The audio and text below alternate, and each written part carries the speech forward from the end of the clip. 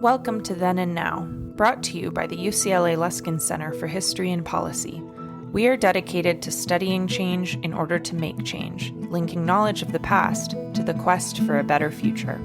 Every week, we interview thought leaders, historians, researchers, and policymakers about what happened then and what that means for us now.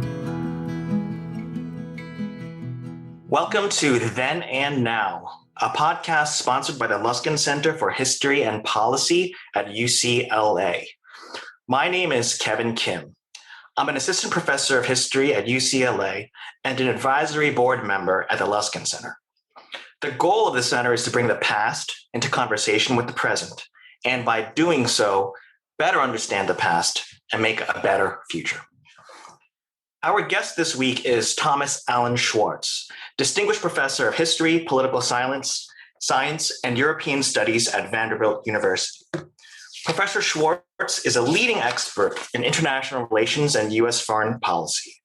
He has taught at Vanderbilt and Harvard, where he earned his PhD for over 30 years. He's won awards, honors, and fellowships, too many to name, but including recognition from the Norwegian Nobel Institute, German Historical Society, and the Woodrow Wilson International Center in Washington, D.C.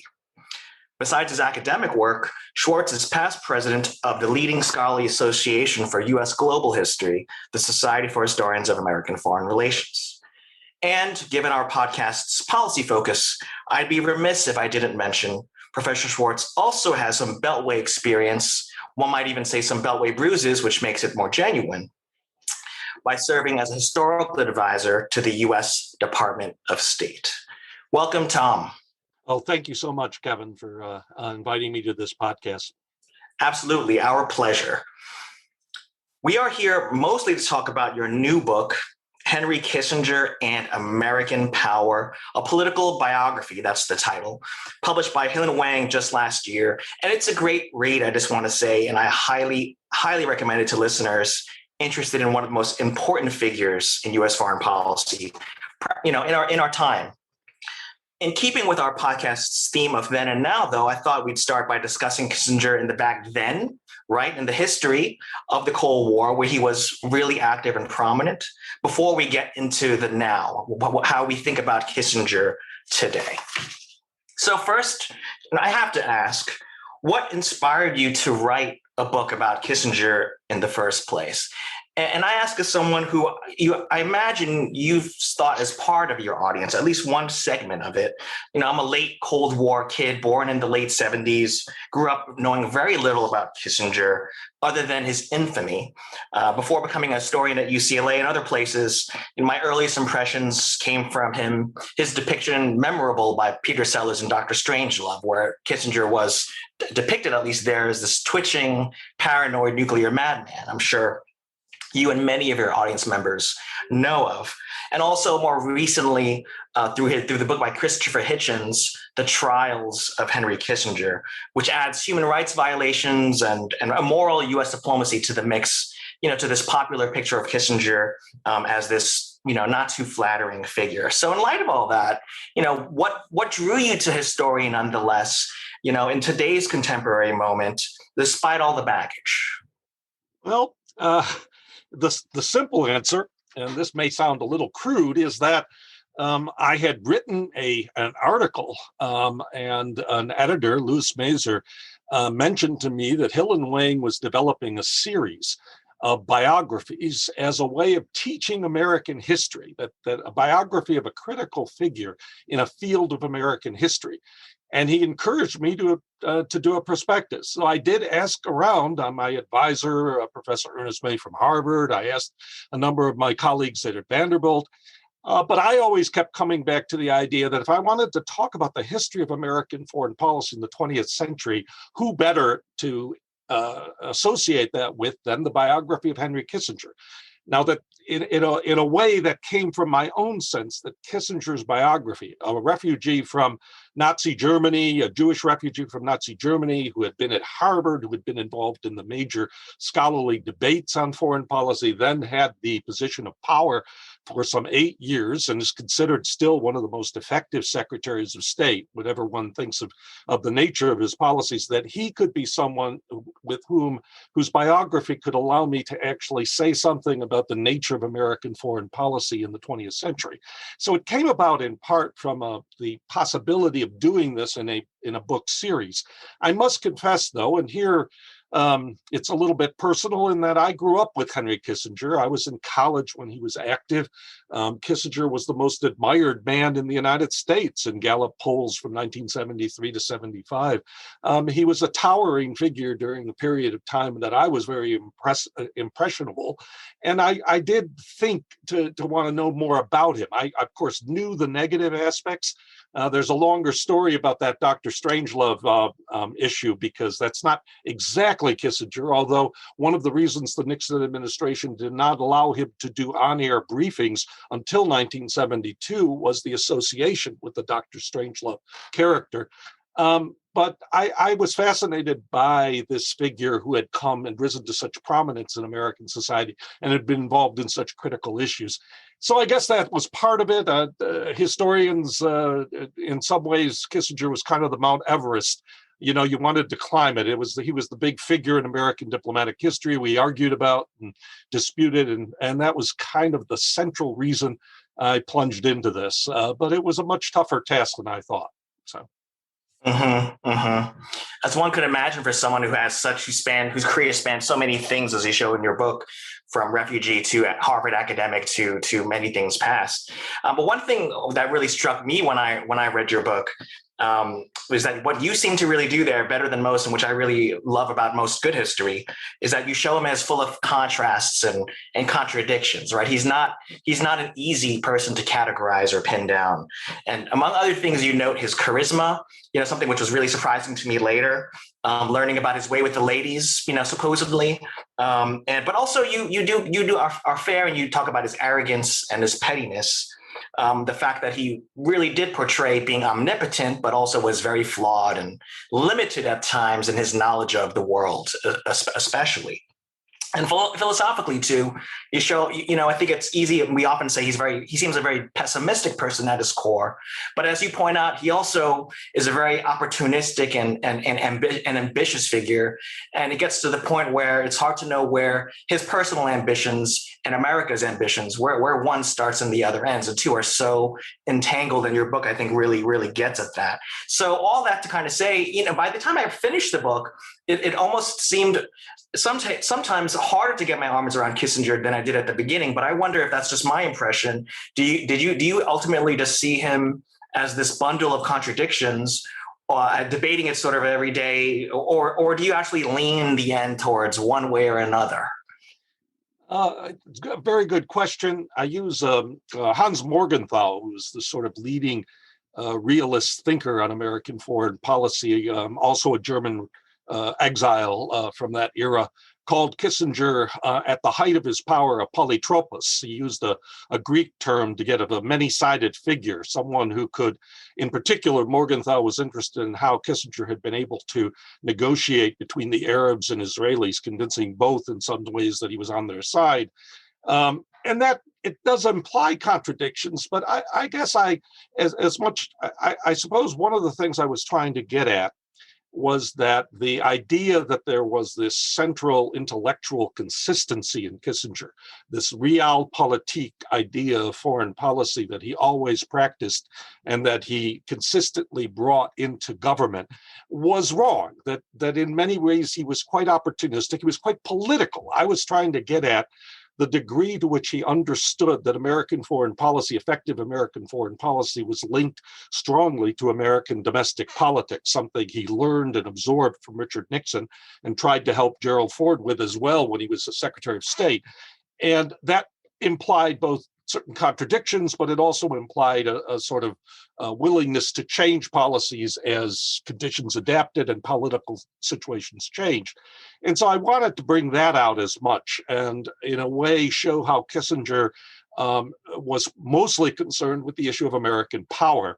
Now, you were quite right to say that where the personal ends and his sense of American national interest or power begins is sometimes difficult to disentangle. He always felt that things went better when he was personally in charge.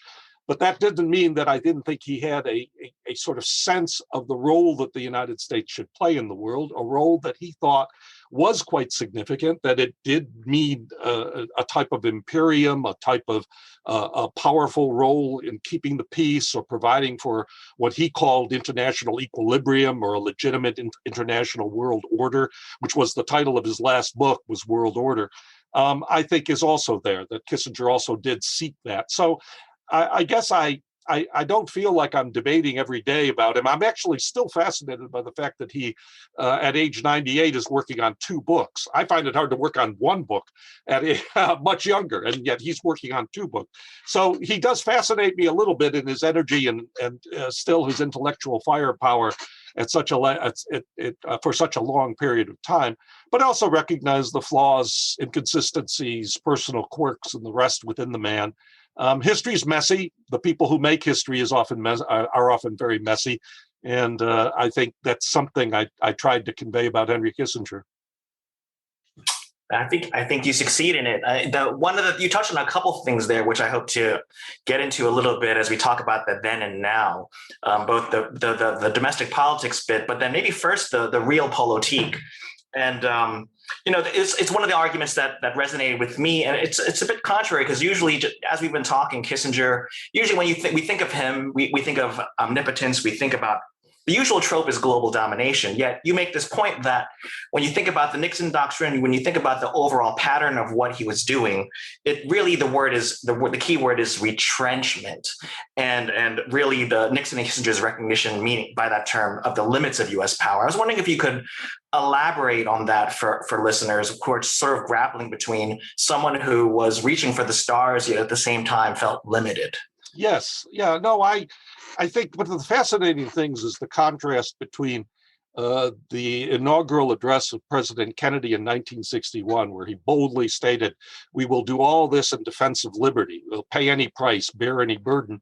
And the situation Richard Nixon finds himself in 1969, a country that had been consumed with domestic problems, issues, the whole urban insurrections of the late 1960s, the civil rights struggle, poverty, a loss of confidence, and then an unsuccessful war in Southeast Asia. In a sense, Nixon knew that the United States could not continue the type of active foreign policy that he had been part of. And I think Kissinger also recognized this, that the United States was no longer as preeminent. Europe and Japan had rebuilt. The US no longer could call all the shots in the world. And that in part, some of the diplomatic activity of the Nixon years obscured the fact that one of the central themes was indeed this retrenchment, this pulling back of America's role. And in effect, also in the Nixon doctrine, relying far more on surrogates. Now, sometimes that didn't work out terribly well. One could make the case that the United States relied heavily on Iran, or began to rely heavily on Iran in the Persian Gulf, as the British retrenched there and got back, and that would later cause a tremendous disaster in American foreign policy. On the other hand, in a way, this was the period of time in which Israel assumed a much greater significance as a surrogate of American foreign policy and power in the Middle East. In effect, Kissinger and Nixon did have to preside over a period in which the reliance on allies and other client states to carry out American objectives became greater, as the American people themselves wanted to cut back defense spending, wanted a peace dividend from Vietnam, wanted to address economic and social problems at home. And I think that is part of the story. Kissinger's diplomatic role, in a way, obscured some of that because he was so active and so prominent. But in a way, the Nixon-Kissinger period was the first example of a sort of retrenchment of American power that would be, we would also see in more recent years. We could talk about that maybe in the now section of the interview, but that in a way there was a parallel. And I think probably my own approach to Nixon and Kissinger was partly influenced by recognizing that retrenchment in more recent times. No, we could talk about that as well. Of course, it's more part of the discourse today than I would have ever imagined myself. So the book reflects that somewhat, but I think you still try to recognize that he does Of course, you do have to cover some episodes which some see as, maybe global adventurism, say, the bombing of Cambodia, or even more recently, his support, even though he's not in power anymore, but he does play a sort of a revealing supporting role in the 2000s as a supporter of George W. Bush's policy in Iraq. Of course, I use the word supporter advisedly. I mean, it could mean a lot of things. But I guess for people who are kind of wrestling with that and are kind of take that away alongside you've debunked the Dr. Strangelove thing cartoon, but I'm afraid that he's still done these things. But what would you say to people who would bring up those sort of episodes and say that that's retrenchment? Well, let me distinguish a couple. The bombing of Cambodia certainly is part of an effort to find a way out of Vietnam. It did expand the battlefield, but essentially that was about the design of at least trying to create a circumstance where the withdrawal of the United States might go ahead without the complete collapse of South Vietnam. That failed. The bombing of Cambodia, which was a bombing of North Vietnamese troops in Cambodia. It was not a bombing of Cambodians per se. It was a bombing of North Vietnamese base camps in Cambodia. And yes, Cambodians were killed in that, but the primary targets were the North Vietnamese, who had come to occupy eastern Cambodia as a part of their military strategy against Vietnam. So in a part, it was a little bit like the famous The Gunslinger leaving the saloon, walking out backwards and firing his guns as he's going out backwards. In a way, it was a way to get out. And what Nixon's the whole pattern of Nixon's Vietnam policy was getting out of Southeast Asia, even though I think people at the time often interpreted things like Cambodia as escalating the war.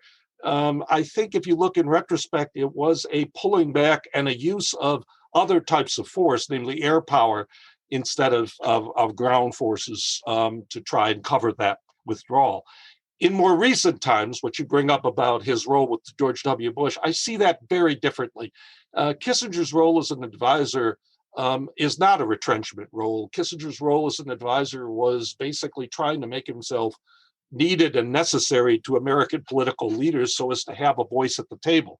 So when American leaders were interested in a more adventurous policy, Kissinger did encourage George W. Bush in the invasion. Now, from what we know, and we don't have the full documentation, from what we know, Kissinger's advice was more limited. He did not see a type of nation-building role for the United States in either Afghanistan or Iraq. He was more concerned simply about the weapons of mass destruction, even if that was ultimately proven to be incorrect. And in a way, he did try to bring some of his Vietnam experience into the discussion with Bush, who he at some point did advise that the only way to defeat an insurgency was to follow a type of de Gaulle strategy of defeating the insurgency, then getting out, declaring victory in effect. But I do see that as very different. I don't see Kissinger as intellectually consistent in the type of advice he offered American leaders. So I in that sense, he could at times be offering much more assertive advice in very different contexts when he wasn't in power versus the time that he was actually in power, which was, I think, framed by the limits of the American people's willingness to engage in an active foreign policy in the late 1960s and early 70s. So that would be kind of my answer. I see. No, I think your book does a really good job at showing Kissinger and his ability to know how to play to the audience, in a way that's really remarkable. I think anyone can learn, whether you agree with his ultimate decisions or recommendations or not. He certainly knew there's just something to be said for someone who could talk to liberals and conservatives and get on Time Magazine's cover as most charming man of the year while also being so reviled by certain segments of the population. So I think that it goes back to why he's such an outsized figure, which you wanted to study. About the domestic politics, I think this is also partly why we have to kind of untangle all these these conceptions about Kissinger. You have a really strong message there. Maybe this is kind of segue into our now part of the conversation. But usually people, when they talk about domestic politics and foreign policy, see it as a trade-off. It's always one or the other, right? It's always domestic politics, which is being used, or it's foreign policy using domestic politics. They seem to always be confrontational. But you seem to have this other subtler message where it's really the two are really on a spectrum almost, and we have to try to understand how they work in ways that are more complex than that. And I was wondering if you could speak to why you see that as such an important thing, both for Kissinger to understand the history and also when we think about today's environment. Yes, I think there was a great piece in the Financial Times this past week about why we can't have a similar Cold War with China, which makes a point of the changing domestic character of the United States is important to understand why containment would no longer be as effective a policy. And I guess this goes back to the original intention of the book, namely to try and say something about American foreign policy, that about the history of American foreign policy through the biography of Henry Kissinger. And Henry Kissinger always portrayed himself as somewhat removed from domestic politics. I found a quotation of his in the Vanderbilt television news archive where he was asked whether a peace settlement in Vietnam would help President Nixon domestically, and he replied, "Oh, the president never talks to me about domestic politics," which was nonsense given what we know in the tapes. We know that they did discuss politics. They understood that foreign policy gets perceived at a certain political angle, and that one of the things Nixon wanted to do was to portray his foreign policy successes as those of a statesman, not as a craven domestic politician who was trying to get votes. He wanted to be perceived in this sort of larger light, and he knew that would be important for his reelection. And so that he did sort of create a narrative in 1972 of the man who went to China, the man who went to the Soviet Union, the man who brought peace in Vietnam. That was, as I argue in the book, I think quite critical to his reelection by a landslide in 1972. And I think Kissinger recognized that and recognized the significance of that even in negotiations when he would deal with the Chinese and sort of insist or tell them that one of the things President Nixon most wanted them to do is not invite other Americans before he came to Beijing in order to give the powerful element of his trip there for American domestic politics. So, yes, I do think what I'm suggesting is that all along, America's foreign policy does take into account domestic political considerations, domestic political lobbies, domestic political interests and issues, and that it then works also to try and use foreign policy success as an argument for domestic political votes at home. So it's an interactive and it's not always the central issue, but oftentimes it is there.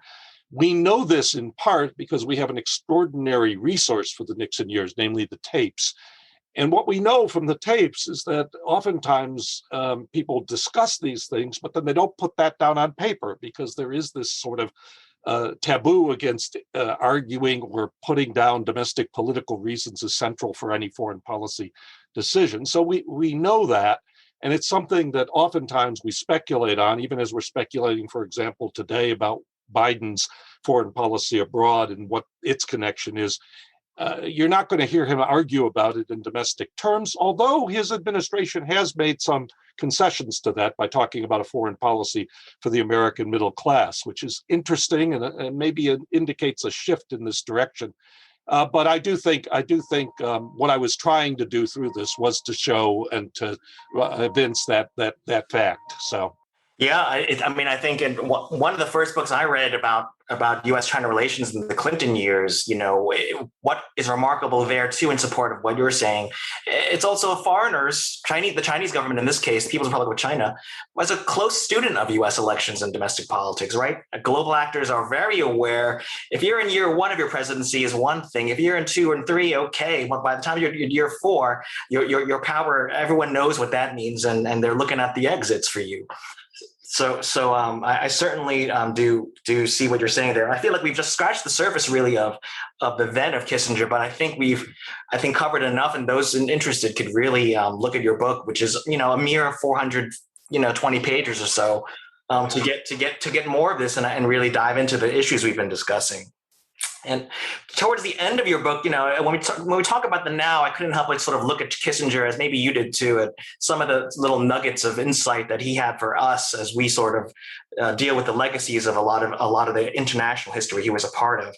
And one thing you have, he was still in power at this time, but I found interesting because it resonates with today. He tells an interviewer in the early 70s, mind you, this is at the time of Watergate. It's rocking the Nixon administration at home, and also we have the energy crisis in the Middle East, which is rocking, not just the United States, but especially advanced industrial nations around the world, from Japan to Western Europe.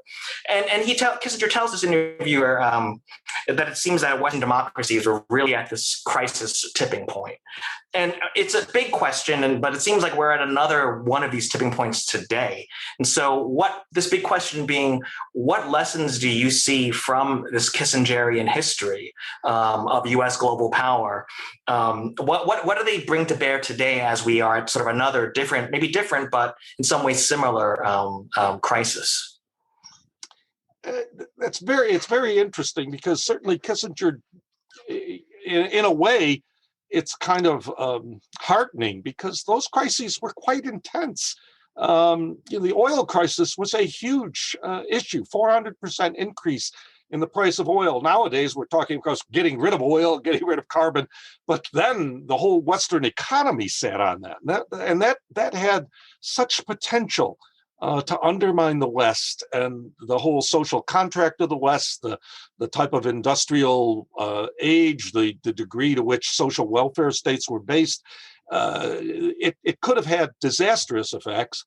I think to a certain extent, and obviously this is there are complications in this, but I think to a certain extent there was a certain leadership, largely cooperative leadership during this period between the United States and the major Western powers to try to develop certain shared policies in dealing with energy questions, so as not to get into a situation where they undermined each other. Now, this did have some messy elements to it.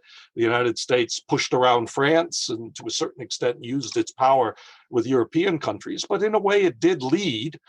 And in a way, I think to a certain extent, if there is a lesson there, it does talk about the need of cooperation among democratic states, that the idea that any of them can deal with things alone is foolish, and that in this being, I think, one of the central points that President Biden is interested in is namely a renewal of alliance relationships. It is not going to be easy. Allies often have frequently very different sets of interests, but that core notion that they are resting on a democratic sense of the accountability, of transparency, these sorts of things which do distinguish them from authoritarian states, that should be still a unifying element and should hopefully bring about common policies towards some of the challenges that democratic states face. So I do see that in a way, Kissinger pointed to the opportunity, or the Kissinger lessons would point to the opportunities that do come when democratic states cooperate, at least try to cooperate. Speaking to that, could a new contemporary Kissinger or would-be Kissinger do play a role in that? When you think about how much shuttle diplomacy did, how much he personalized the diplomatic process, trying to go between 3 or 4 major powers at once, dealing with these issues in the democratic way you're talking about, but often in a way that was actually, not as transparent as one might assume or think. Do you think that those kinds of methods would be helpful today, or even possible when you think about, Twitter, or when you just think about the very different kind of information environment that we're saturated in? Well, one point I make in my book is that one reason Kissinger does not come back into government is because of what he did to personalize and to promote his own power. Presidents don't like assistants or their secretaries of state becoming that popular, that dynamic, that important. So in a way, Kissinger made it impossible for him to come back into a type of role like that. I don't think there's a role for the type of Kissinger figure. I think to a certain extent, there's a role for American diplomacy carried out by a variety of diplomats. It doesn't even need to be one, although I think it is crucial that a Secretary of State have the confidence of the president in carrying out negotiations. It's certainly, if he or she does not have that confidence, their voice is weakened with other powers. But I think in a way, Secretary of State Blinken actually has a certain advantage in this, because I think he does enjoy the confidence of the president, and he could play a significant role in trying to bring the allies together in some manner. I think our challenges are different from back then, and I think the media environment, which Kissinger could dominate in a way the American television environment and the press environment of the 70s is not that way these days. It would be very difficult to do that. But I still think it's possible for American diplomacy to have effective results if properly, if guided by, I think, some clear principles, if it does work in consultation with allies. I just don't think we'll probably see other types of figures like a Kissinger role. That I think is a little difficult to have these days. You wonder, this is more of an aside, but you wonder if Pompeo thought of being resurrecting the Kissingerian role with North Korea a little bit. You have to wonder, it might have come across his thinking when he was doing what he was doing with Kim Jong-un. But that's for us. That's for him to write in his memoir, perhaps. I mean, a lot of things. I think a lot of the other issues we could talk about as far as thinking through. Biden it can be summed up in the U.S.-China relationship, I think, which, I've heard many people say, if you think about the most important global issues in the future, climate change is one, certainly, but then the other one geopolitically is this relationship between the United States and China, and there, that has been a dominant theme of the Trump administration, and here we are again.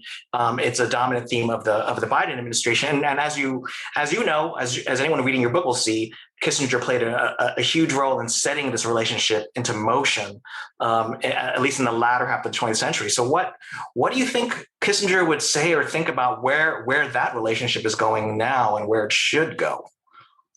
Well, Kissinger actually makes it easy for me to answer this question, because he has talked about it. He's actually quite fearful of the idea that a miscalculation between the United States and China could lead to a sort of pre-World War I situation where each side would miscalculate their interest and possibly act in ways that could lead to conflict. So he's actually shown that concern. And you have to understand that, Kissinger has been very much identified with China. He visits China constantly. He still has access to the top Chinese leadership. He's seen, of course, as overly sympathetic to China by some American conservatives and even by some on the left, I think, as being too tied up there. I quote in my book Bernie Sanders criticizing him for at one point encouraging American employers to go to China to locate factories and hurting the American workers. So Kissinger has been involved, you might say, in the attempt to integrate or bring China into the global order. And his second last book was called On China, and he continues to write and discuss that issue. I think he would probably be encouraging President Biden, were he being consulted, to be trying to develop a more unified approach to China with the European allies and with Japan. I think he would probably see in what we call the Quad, Japan, Australia, and India, at least a possible a type of development that might be helpful.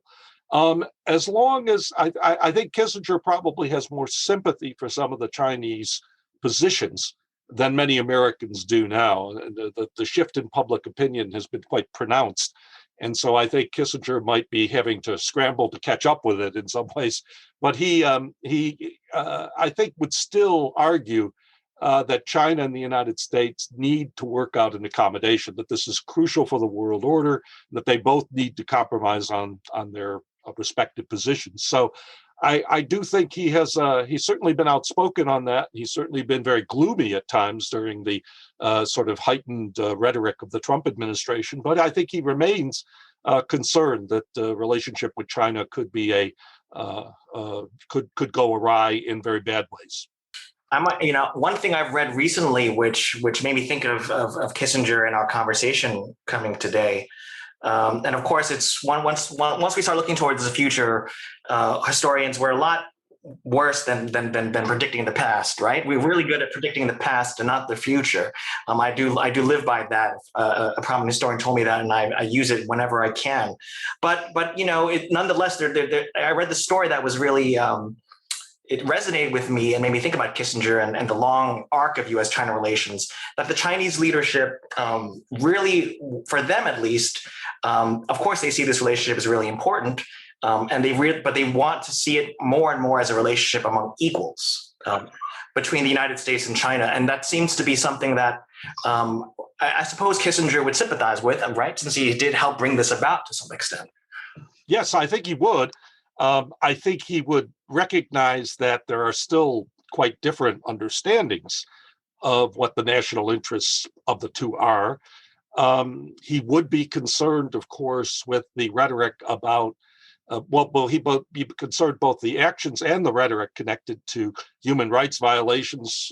He did have a much greater optimism about the idea of China being able to adapt to one country, two systems with Hong Kong than has proven to be, at least in more recent times, the case. So I think to a certain extent he would be wary. He might be a bit more understanding of the issue with the Uyghurs than many are here, because he tended not to think that the internal conditions of countries should be as central to foreign policy, human rights questions and the rest. But I think he would recognize that the United States and China now need to deal with each other, or need to develop mechanisms for resolving conflict, and that would, in some ways, one of the arguments he made in the 70s was the idea that the United States had to treat the Soviet Union as an equal. In a way that was correct, certainly in the military category. It was not correct economically. China, on the other hand, is an equal economically, and that is something that is very different in this particular clash between the United States and a rival power. China is very different in that sense, and I think he would probably argue we need to have different ways of dealing with it than we did during the Soviet Union's era. Yes, and of course, the million-dollar question would be, if Kissinger were in power today, what certainly I think he would think these things you're mentioning, but what would he do? I would be sort of dying to know, or what he would be advising Blinken to do. Like you said, what would be the equivalent of shooting a gun at a saloon while walking backwards, which is probably one of the trickiest things to do and leads to all kinds of misinterpretations. But nonetheless, Tom, I want to thank you for joining us and talking to us about Kissinger then and now, and trying to sort through, I think one of the most complex, fascinating, and consequential statesmen that the United States has ever seen. I don't think it's an overstatement to say that. So thank you so much for joining us. Well, thank you so much for having me on this podcast. Anytime, when the next book about Blinken, please let us know. Okay, will do. So Then and Now, which you've just heard, is a production of the UCLA Luskin Center for History and Policy with support from the UCLA History Department. It can be found wherever you listen to your podcasts. Thank you to our director, David Myers, and our guest today, Professor Thomas Schwartz, for joining us. See you next time. Thank you for joining us this week on Then and Now. Then and Now is brought to you by the UCLA Luskin Center for History and Policy, where we study change to make change. For more on our work, follow us on Twitter and Facebook at our handle, @LuskinHistory. Our show is produced by Maya Ferdman and David Myers, with original music by Daniel Reichman. Special thanks to the UCLA History Department for its support, and thanks to you for listening.